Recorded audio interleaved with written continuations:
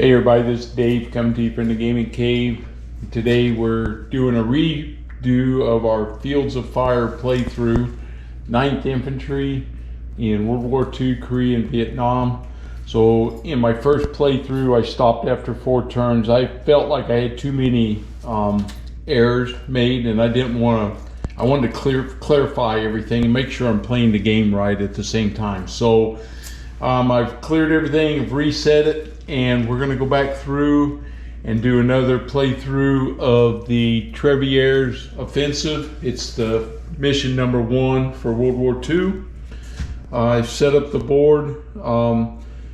So here we have a farm, woods, hedgerow, another hedgerow, more woods. Then we have a hill with a gully or draw in it.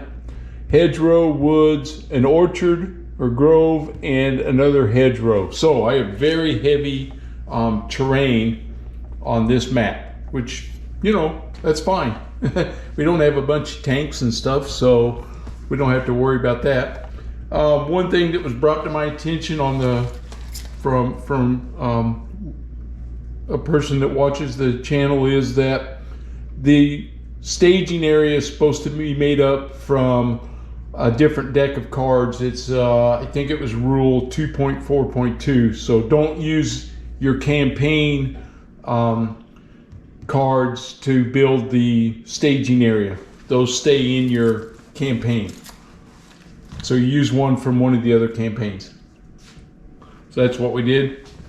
I've got everything set up again here to get started, and so we are going to kick this thing off and make sure I follow the turn sequence. Of course, we skip the higher headquarters on turn 1, so we go directly to the company headquarters, which I have here. I am using radios. I'm going to go ahead and use the radios again. I just want to try it again with the radios. They get -1 for green, +1 for no contact, so we get 4 orders available for the company HQ. The first thing he's going to do is issue 3 orders to the 3 platoons. We'll activate 1st, 2nd, and 3rd platoon, and he'll save his last order.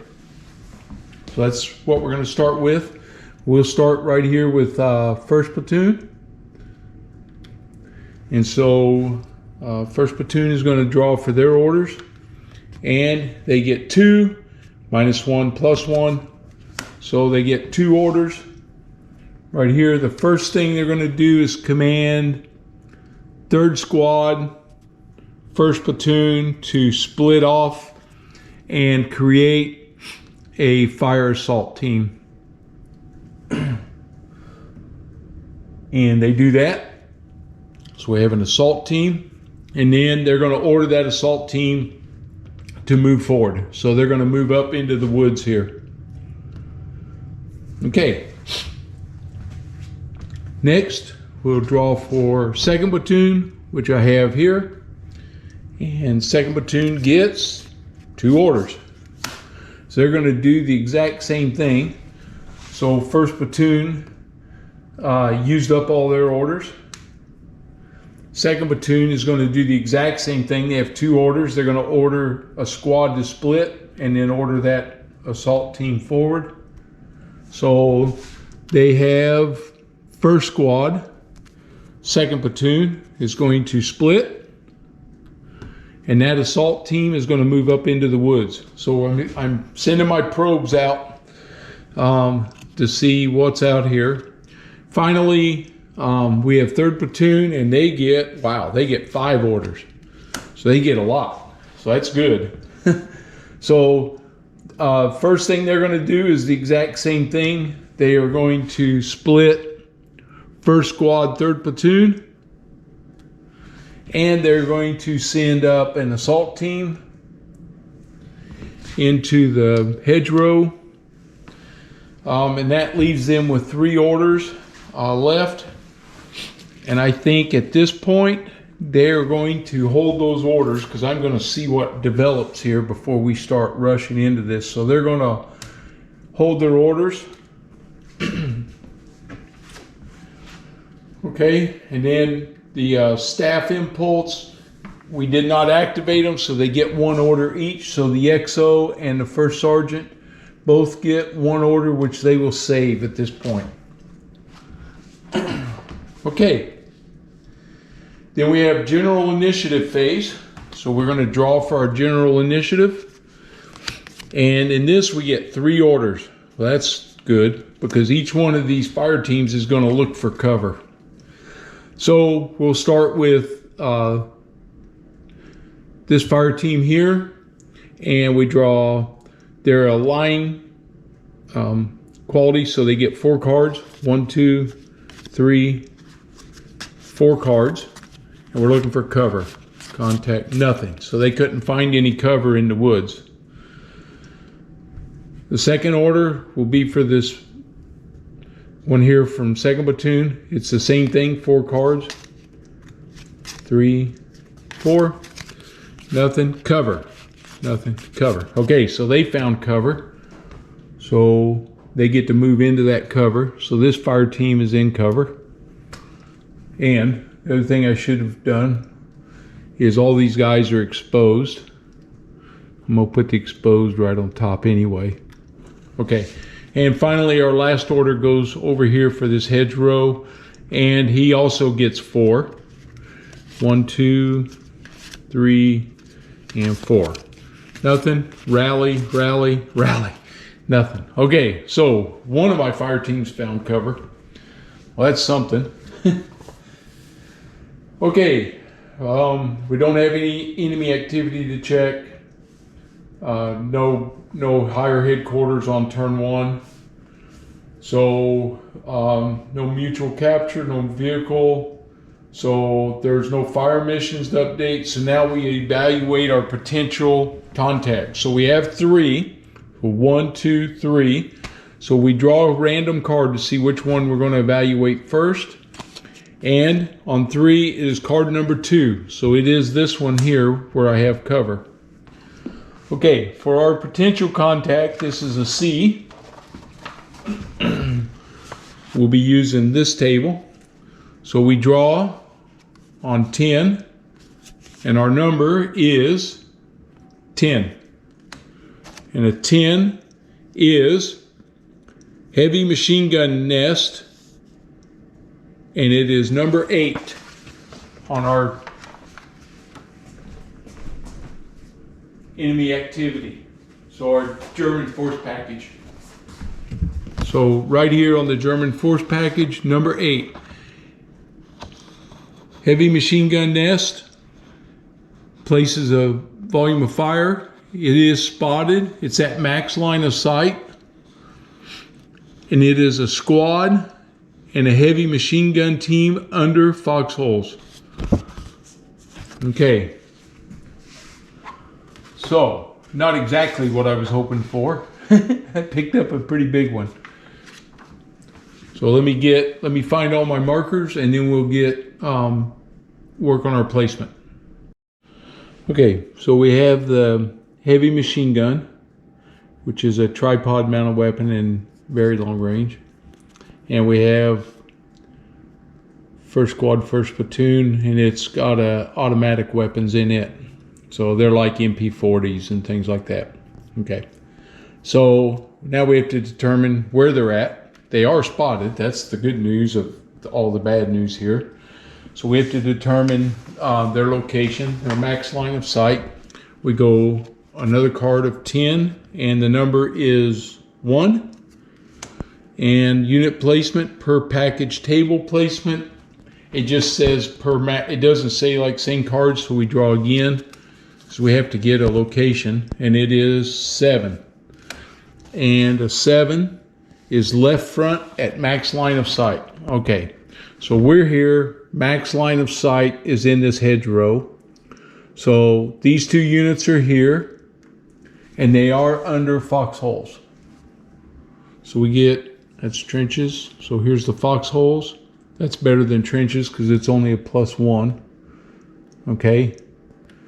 They do have a primary direction of fire. And of course I'm going to return fire, so it goes both ways. as I can see them also.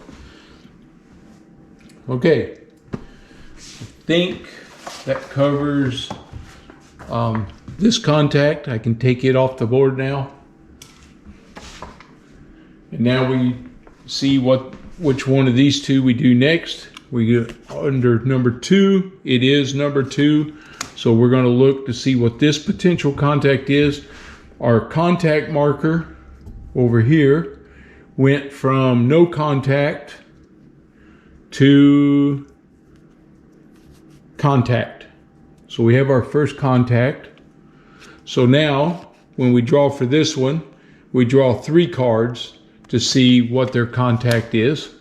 So we draw 1, 2, 3 cards. Cover, cover, contact. So we got another contact over here. So again, we draw for contact. It is number 2. Number 2 is number 2, incoming artillery. And incoming artillery on number 2 has a volume of fire PDF.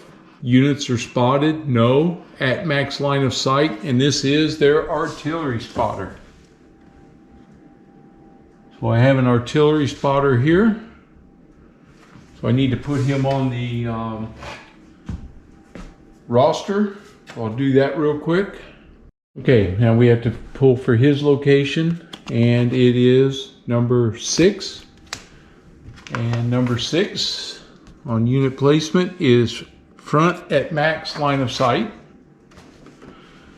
So here they actually have a hilltop, so we could have seen through that, except the hill blocks this, so you can't see into that one because you can't see over the hill.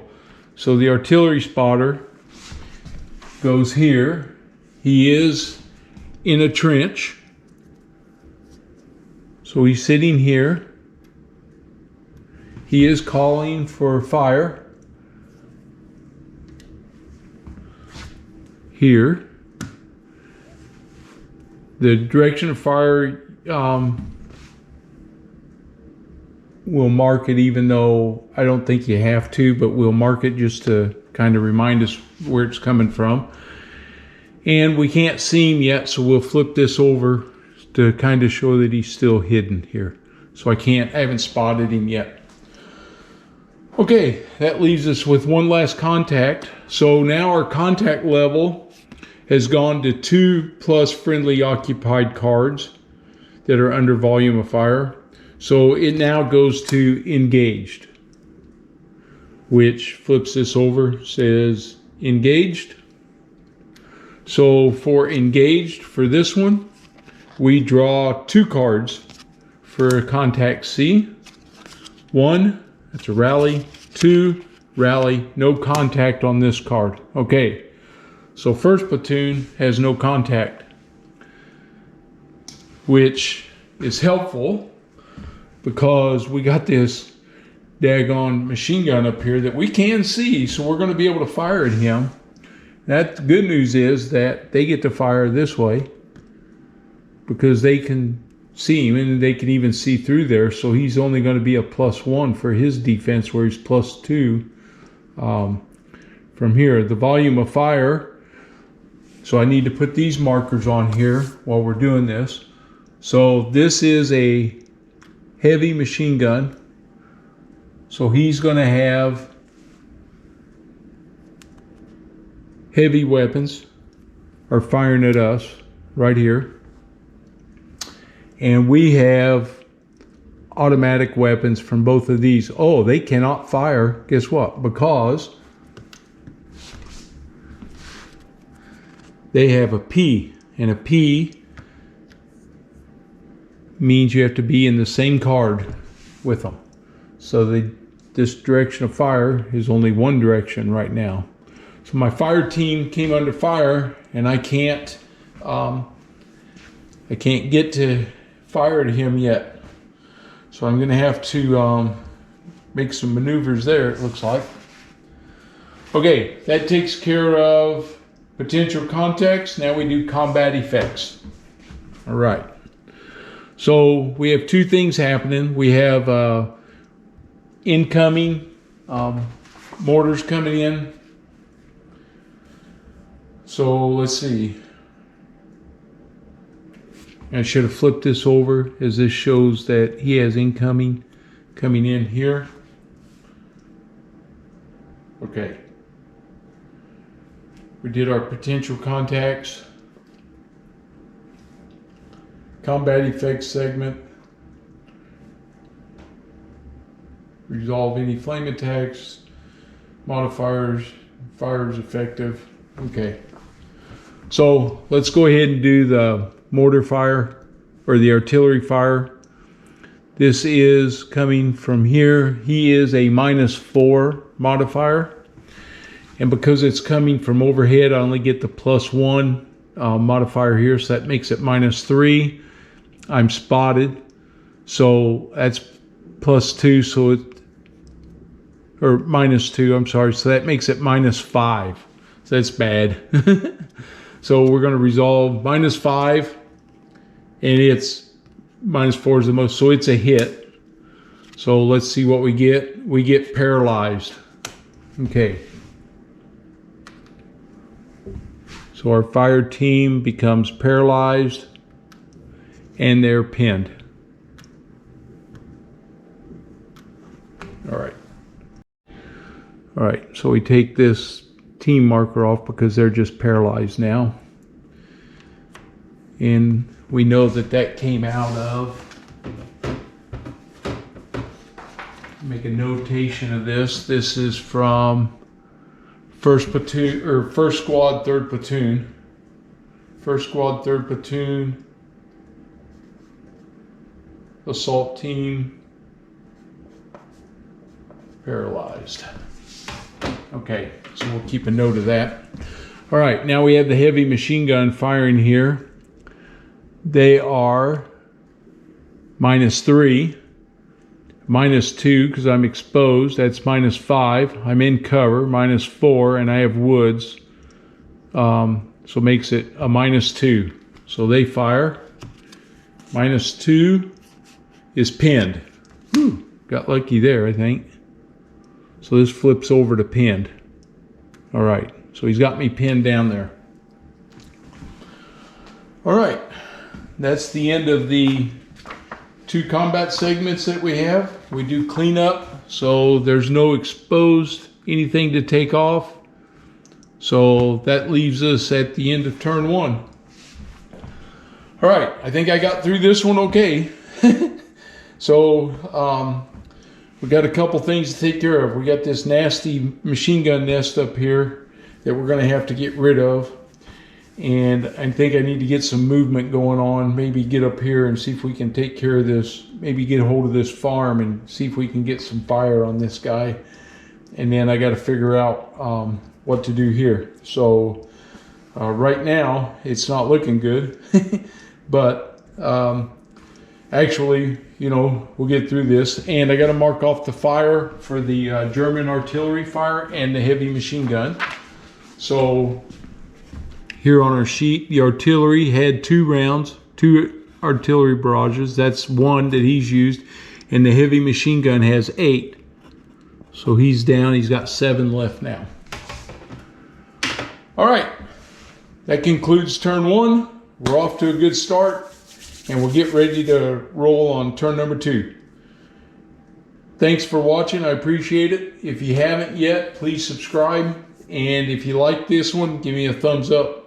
And leave me any comments if you see something that maybe I did wrong. Thanks.